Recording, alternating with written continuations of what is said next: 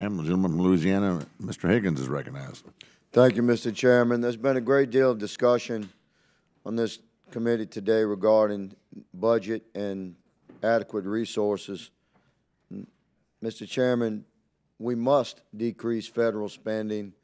It's our duty as a body to protect the people's treasure, and I remind my colleagues that we do serve a nation that's $20 trillion in debt. I certainly believe in all of the above energy policy, and I'm encouraged by the restructuring of DOE with an eye towards efficient service, doing more with less, and getting things done through private and public partnership. It strikes me that the iPhone that we use was a private endeavor. SpaceX is building towards a launch weekly. It's a private endeavor. Carbon recapture technology to produce energy on site in the petrochemical industry and the oil and gas industry was a private endeavor. So I believe that this focus on public-private partnership is the right direction for us to move, to have a more efficient federal government that serves the American people. The pathway to the future certainly begins in our laboratories. As an example, in 2016, China developed a tabletop-sized laser that that managed a burst of laser light that developed 5.3 petawatts. That's 5.3 million billion watts, or roughly 500 times the power of all the world's electrical grids combined.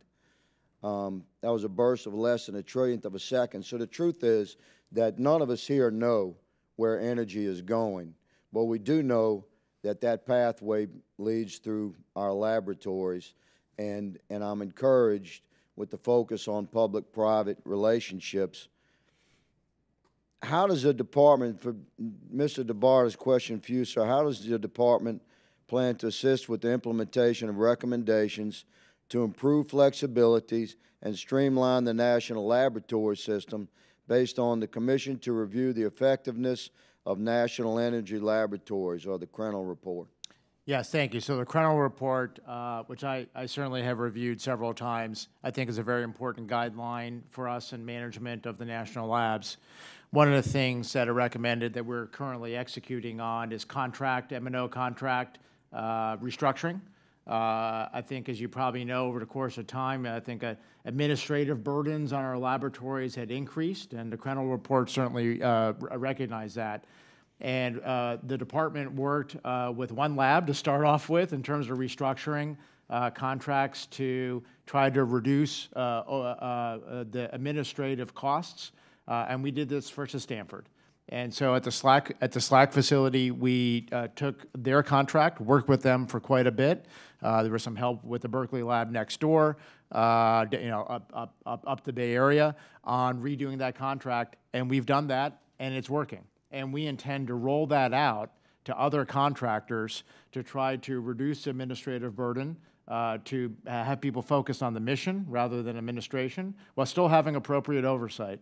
And so we certainly intend to do that. Second, I want to point out is that when the Secretary came in, he pointed out that obviously with give or take 100,000 people between federal employees and contractors that report through the DOE complex, that there's probably various administrative points that are also impeding it beyond the M&O contractors. So we are now in phase 2.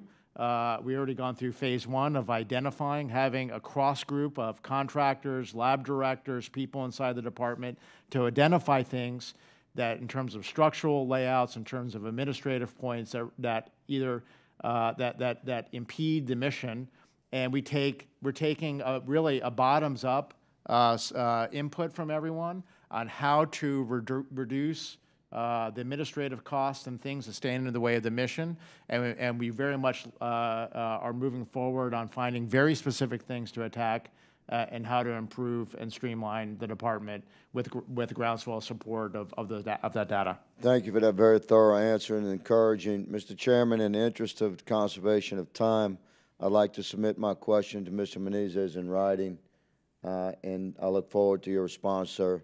The question will be relative to the security of our grid and the use of existing proven energies, fossil fuel energies, and nuclear.